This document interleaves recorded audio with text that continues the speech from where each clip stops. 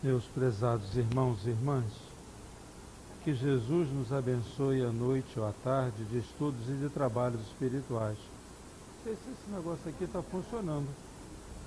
Está funcionando? Não está não. Estou ouvindo nada? Não estou ouvindo nada não. Vamos lá. Sim? Não sei. Tá? Mais em cima? Vai ficar debaixo do queixo. Então vamos lá ouvir o trecho da tarde de hoje de estudo. É uma anotação de Lucas e tem muito a ver com a realidade do mundo em que nós estamos vivendo. Aquele, pois, que ouve estas minhas palavras e as pratica, será comparado a um homem prudente que construiu sobre a rocha a sua casa. Quando caiu a chuva, os rios transbordaram, sopraram os ventos sobre a casa e ela não ruiu, por estar edificada na rocha. Mas aquele que ouve estas minhas palavras e não as pratica, se assemelha a um homem insensato que construiu sua casa na areia.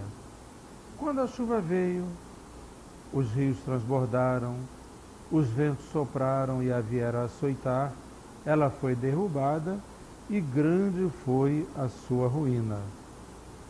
Anotação de Mateus e de Lucas. Então, Kardec diz assim, todos aqueles que reconhecem a missão de Jesus dizem, Senhor, Senhor. Kardec passa esse comentário de Jesus para a doutrina espírita. Todos aqueles que reconhecem a missão de Jesus dizem, Senhor, Senhor. Mas de que serve lhes chamarem de mestre ou senhor, se não lhes seguem os preceitos? Então vamos pensar aqui um pouquinho sobre isso. O que é que acontece conosco atualmente dentro do movimento espírita? Ou até mesmo dentro da casa espírita? Nós vemos um sem número de pessoas votadas ao estudo do Evangelho, ao estudo do Livro dos Espíritos, mas muitas vezes essas pessoas não são capazes de compreender, por exemplo, a necessidade do próximo. Isso é uma coisa muito séria nos dias de hoje, né? As pessoas estão muito cheias de necessidades, problemas estão espolcando em tudo quanto é lado. Nós estamos vendo as pessoas perderem a paciência com uma certa facilidade. E quando nós vemos os companheiros de vida ou de luta não entenderem as necessidades dos outros, parece que nós estamos observando pessoas que não estão compreendendo que existe uma realidade diferente da dele. Quando eu não compreendo a ela, é porque eu não estou sabendo, não estou entendendo que a realidade dela é diferente da minha. E eu tenho que passar a compreender a existência dessa realidade. Quando o homem diz assim, mas não é possível, todo mundo deve se guiar por este caminho, ele está querendo padronizar o comportamento das criaturas. A doutrina espírita não prega essa padronização. A doutrina espírita apresenta a doutrina como um caminho para nós seguirmos e encontrarmos a Deus. Quando nós encontramos essa padronização, nós deixamos de ter aquilo que se chama de facilidade de convivência. A padronização tira a facilidade de convivência. Por outro lado, o excesso de liberdade também traz aquilo que a gente chama de bagunça, né?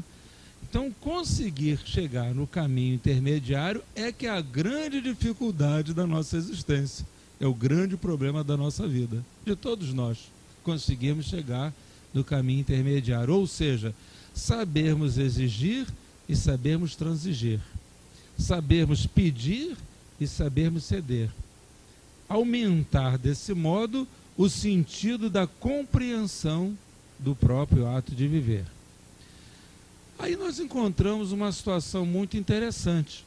Se um presidente, por exemplo, de casa espírita, eu já disse a vocês que eu adoro falar mal de presidente de centro espírita, né? Que eu sou presidente de centro espírita, adoro falar mal de presidente de centro espírita.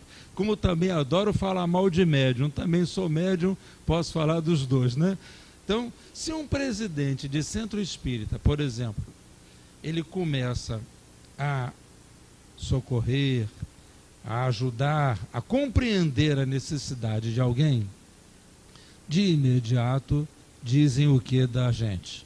Está protegendo fulano. Fulano pode fazer tudo, eu não posso fazer nada. Não acontece isso aqui não, acontece lá no Leon Denis. Tenho certeza que isso não acontece aqui, acontece só lá no Leon Denis.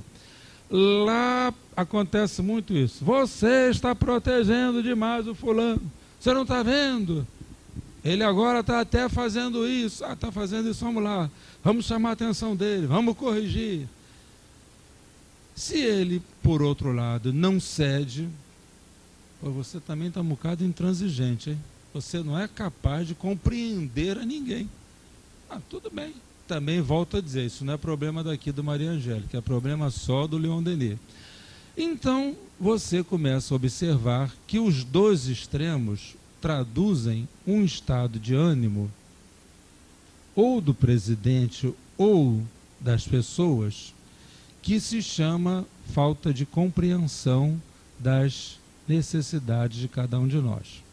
Muitas vezes, nós somos obrigados mesmos a ajudar os outros, a ceder, a compreender, mas não a transigir, o que as pessoas não conseguem entender. Transigir é aceitar que o outro esteja errado. E ceder é compreender que se não ceder naquele momento, ele não vai conseguir ir mais adiante. Olha um exemplo que eu vou dar para vocês. Médium chega aqui à casa espírita com a mediunidade totalmente destrambelhada.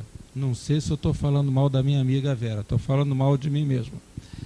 Então, chega aqui com a mediunidade totalmente destrambelhada. Não pode entrar para o trabalho mediúnico.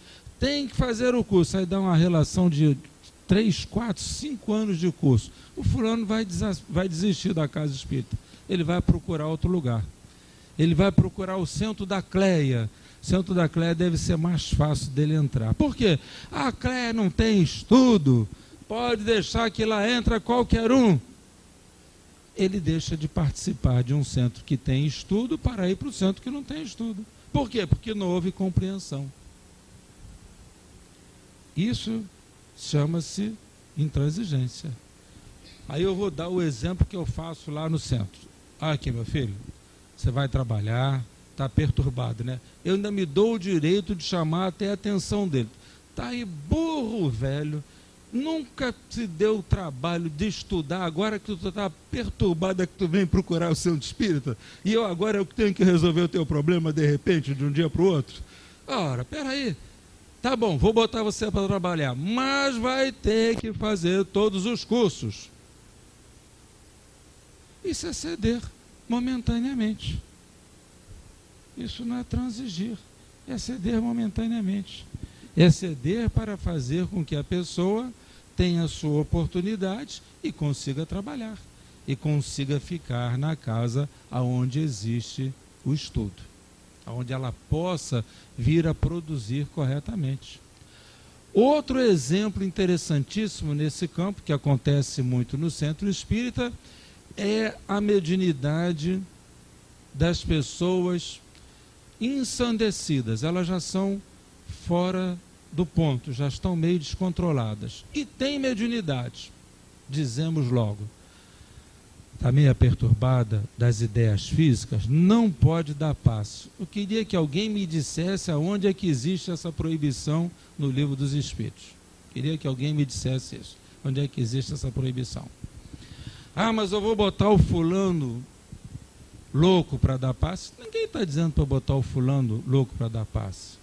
Mas às vezes eu conheço o centro espírita porque o fulano toma qualquer... eu estou falando mal, até desligou o aparelho, né? Eu acho que ele é do time, hein?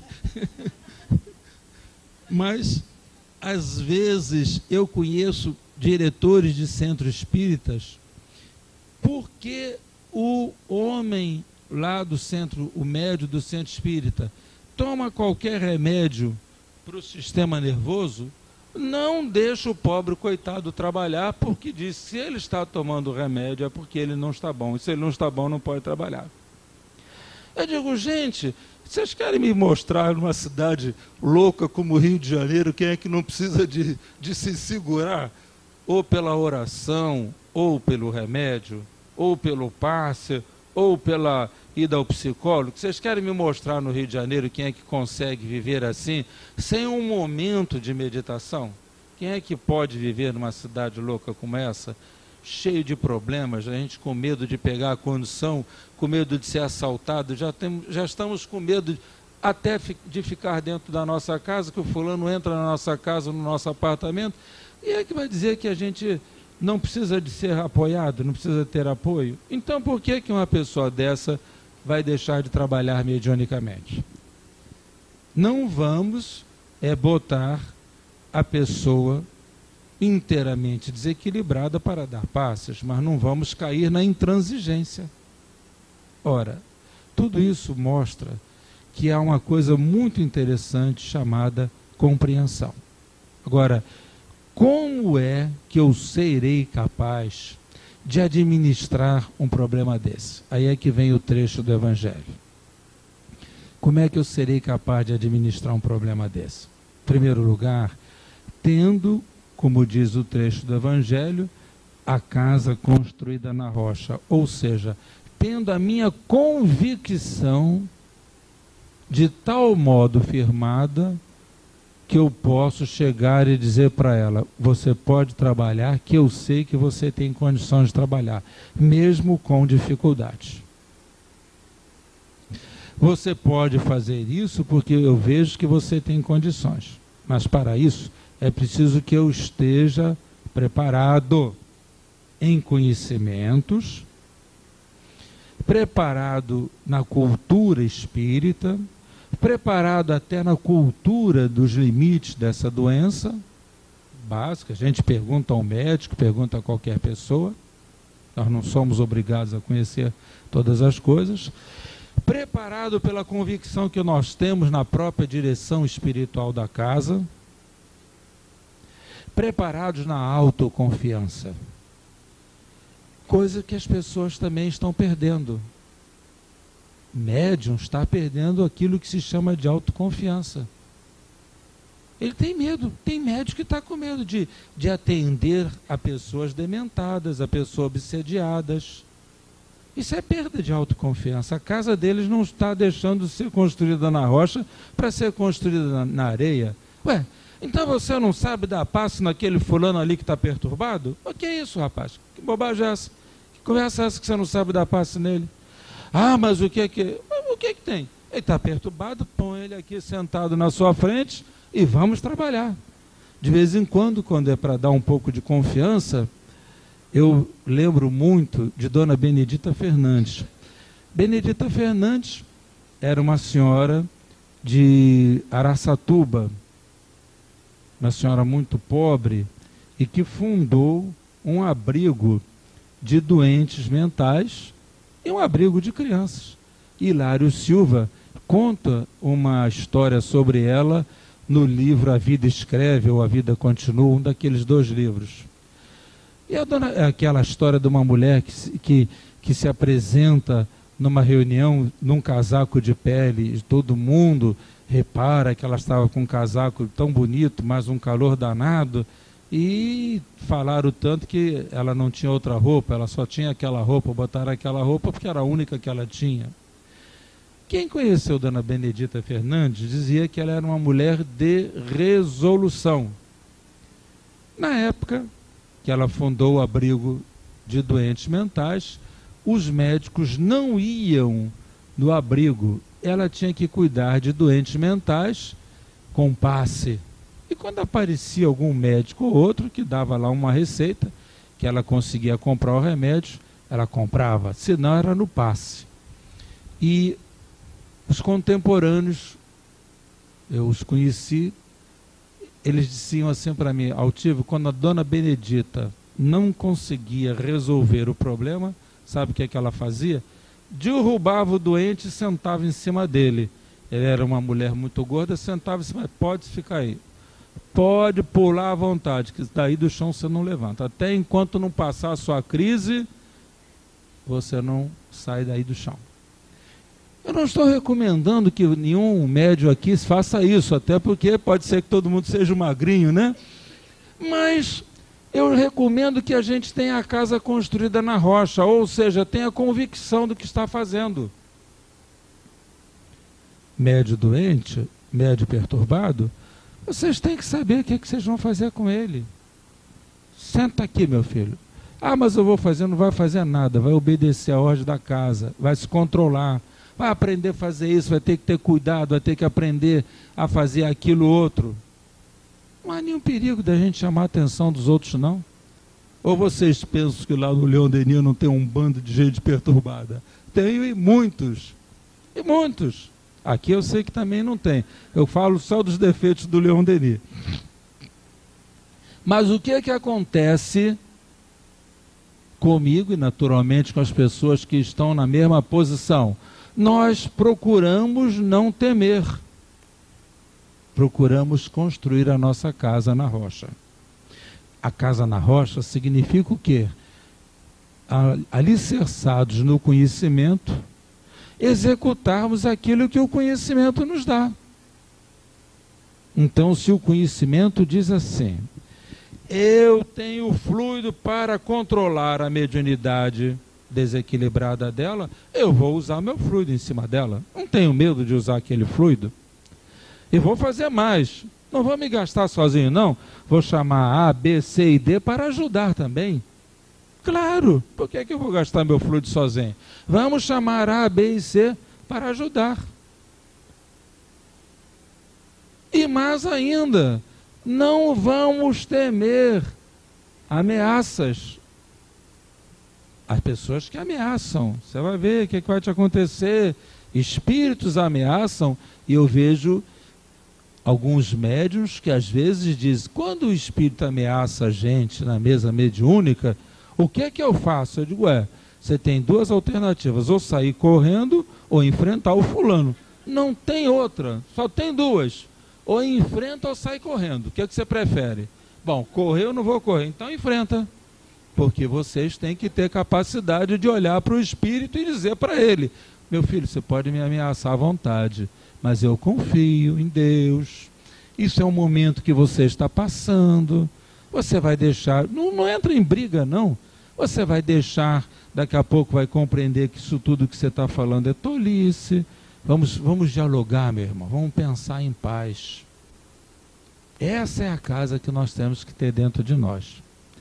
Olha outro problema de casa construída na rocha. O medo que tem muito espírita que está tendo da grande difusão dos núcleos evangélicos. Tem muito espírita com medo da difusão dos núcleos evangélicos. Qualquer lugar que a gente vai, tem núcleo evangélico. Graças a Deus. Tomara que tivesse mais até. Porque se existem pessoas que precisam ser dominadas pelo medo, deixa agir como eles sabem agir. Agora, para aqueles que não precisam ser dominados pelo medo, existe a casa espírita. E nós vamos entrar com a nossa parcela para aqueles que não precisam ser dominados pelo medo. Por quê? Porque nós temos a certeza da nossa casa construída na rocha. Nós não temos medo. Quando construíram do lado da Malé uma igreja, 3 terrenos depois, construíram um enorme templo da Igreja Universal, disseram assim para mim, vamos ter problemas. Eu digo, duvido que eu vou ter problema. Por quê? O pessoal aí quer dinheiro. O pessoal que vem aqui pede dinheiro, esse público eles não estão interessados nem um pouco, eles vão querer outro público. Os daqui pode deixar que eles não vão ficar nem um pouco atrás deles. Isso aqui é tudo gente pobre de Maré de Si, carente mesmo, que estão precisando de tudo. Esse público não interessa para eles. E ainda que interessasse, Não sou eu que vou decidir pelas pessoas, as pessoas é que vão decidir elas mesmas o que elas querem. Isso é casa edificada na rocha, gente.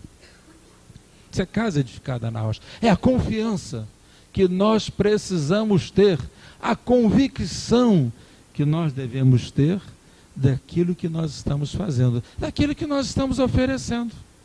Nós não precisamos ter medo.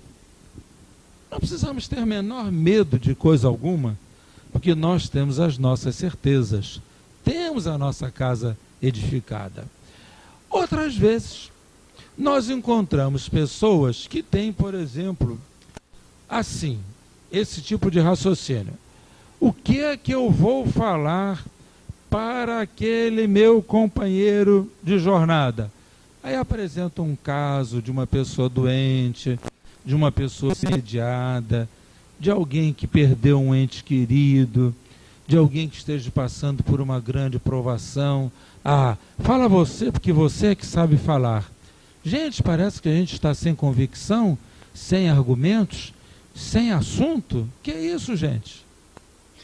Se o doente chegou na nossa mão, se o amigo é da gente, somos nós é que temos que falar. Senta aqui, meu filho, vamos conversar aqui agora mesmo.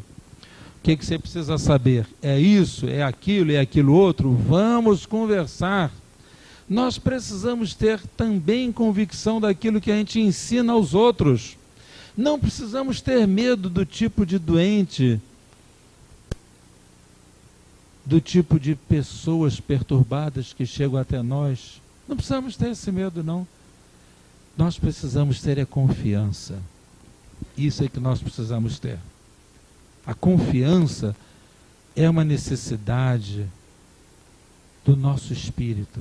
Se nós prestarmos atenção, nós perdemos a confiança em tudo na vida. Olha, nós mudamos, muitos de nós mudamos de religião e passamos, às vezes, por uma outra religião sem estudá-la devidamente.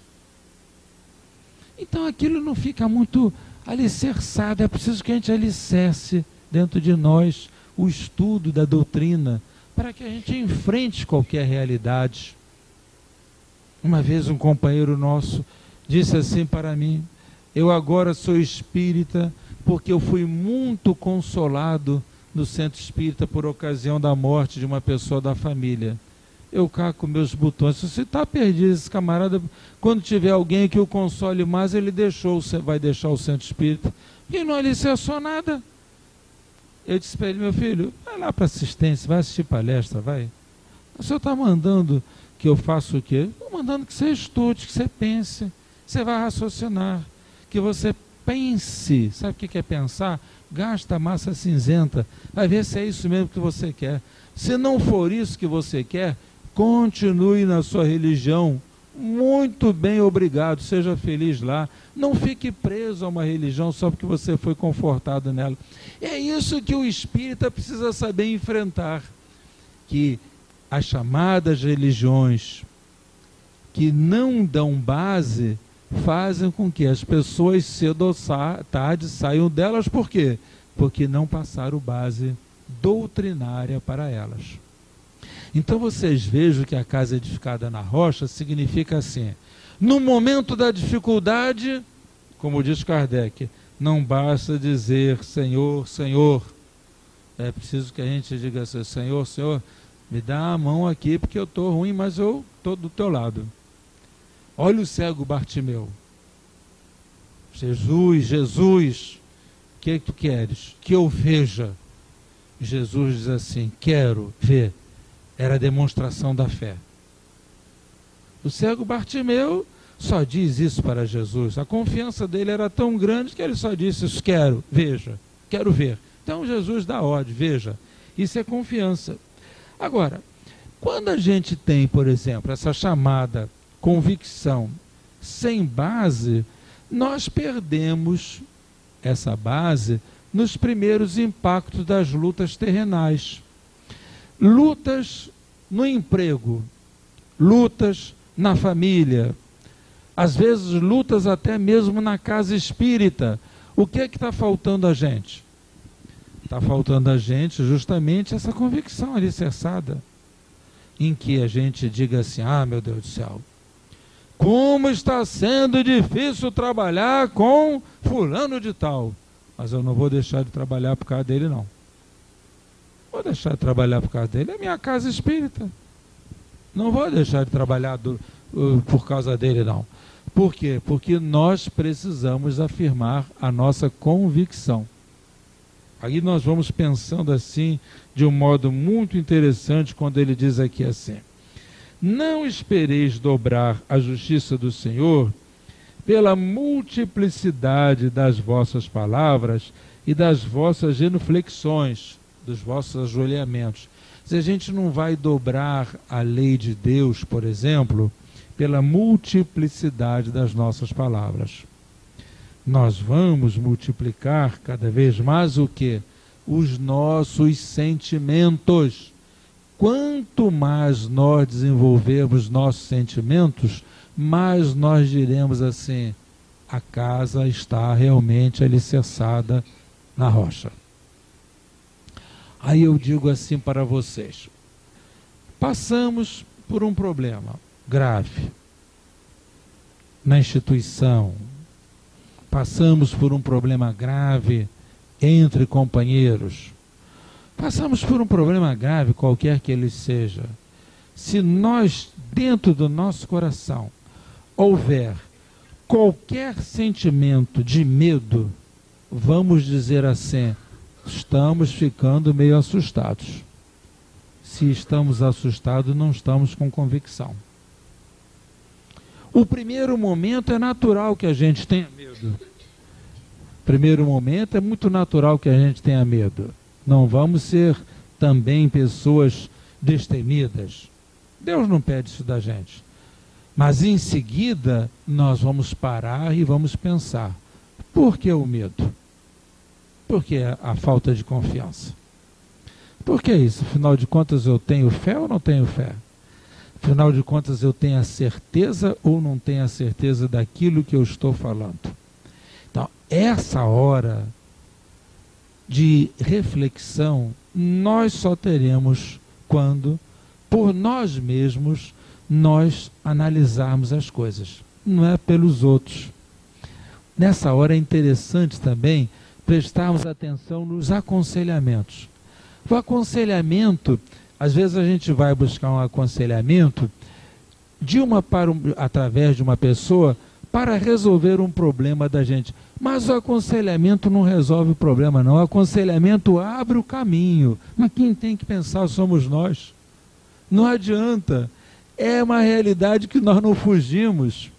Eu posso chegar perto da Vera, pedir o maior aconselhamento do mundo. Ela não vai resolver o meu problema. Por quê?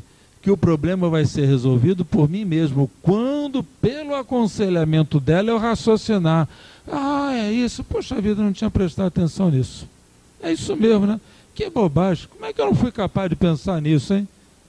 O aconselhamento não é para resolver o nosso problema, não. O aconselhamento é para abrir a nossa mente, porque a solução vai continuar a estar dentro de nós. Isso chama-se casa estabelecida dentro da rocha. Todo aconselhamento, vocês têm a certeza disso, ele é excelente, porque abre para nós uma observação, a visão de um assunto que nós não estávamos prestando atenção, não estávamos descobrindo. É como a prece. A prece é assim: senhor pode me ajudar a enxergar esse negócio? Que eu não estou conseguindo enxergar? O senhor pode me ajudar a ver onde eu não estou conseguindo ver? O senhor não vai estalar o dedo e resolver o assunto para a gente, não. Ele vai mostrar esse caminho, vai apontar aquela pessoa, vai trazer aquele irmão para o meu caminho, que ele vai me dizer uma coisa, aquele outro vai trazer um livro para mim, eu vou ler, eu digo: ah, descobri. Mas o problema e a solução são meus, sou eu que tenho que resolvê-los. E isto chama-se casa na rocha, gente. É aquela edificação interna. Aquela edificação interna. Então, casa na rocha, a gente pode substituir assim por esse termo: edificação interna. E a edificação interna, ela leva à seguinte conclusão: são eternas as palavras de Jesus, porque são a verdade, constituem não só a salvaguarda da vida celeste, mas o penhor da paz, da tranquilidade e da estabilidade. Olha, a palavra de Kardec está perfeita. Como tudo, é claro, elas constituem o penhor da paz. O que é que Jesus propõe como mecanismo da paz? O sentimento da compreensão, do amor ao próximo. Então, é por esse mecanismo que nós vamos nos encontrar. Quando a gente observa a guerra, agora está chamando a atenção de todo mundo, a guerra entre lá os palestinos e israelenses. Aquilo tudo é o quê? Falta de quê? Falta de paz, falta de amor. Um provoca, outro é fanático, outro mata porque quer matar, que é a loucura completa. Falta de quê? De paz. Falta de capacidade de sentar e conversar. Falta de paz. Entre nós, quantas vezes nós estamos temporariamente incapacitados de estabelecer um momento de conversa pacífica? É falta de paz. É o penhor da paz. Então ele diz assim: são eternos porque constituem o penhor da paz, a tranquilidade e a estabilidade das coisas da vida terrestre. Em que é que se baseiam todos os nossos atos da nossa vida? Na tranquilidade para podermos realizar alguma coisa e na estabilidade para vê-las concluída. Tranquilidade para realizar. Vamos iniciar a construção de um centro espírita. Temos que ter tranquilidade para fazer isso. Vamos ter estabilidade para concluí-lo. Vocês já imaginaram se vocês iniciassem a construção desse centro aqui e você estivesse brigando todo dia se bota azulejo ou não bota azulejo, se bota cor verde ou se bota cor amarela, se bota chão branco ou se bota chão preto? Isso é falta de estabilidade. Então qualquer realização, como diz Kardec, diz assim, ela precisa de quê? Ela precisa de tranquilidade e estabilidade para nós realizarmos as coisas.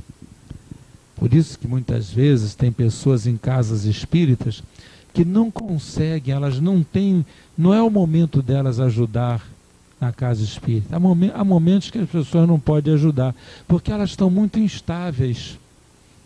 Elas estão muito emocionalmente instáveis, estão sem tranquilidade. Elas não podem ajudar.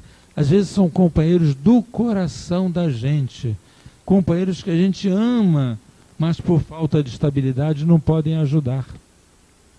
E por que a pessoa está sem estabilidade? Justamente porque não soube edificar as suas construções na rocha, ou ela ou os outros. E às vezes nós somos obrigados a sair.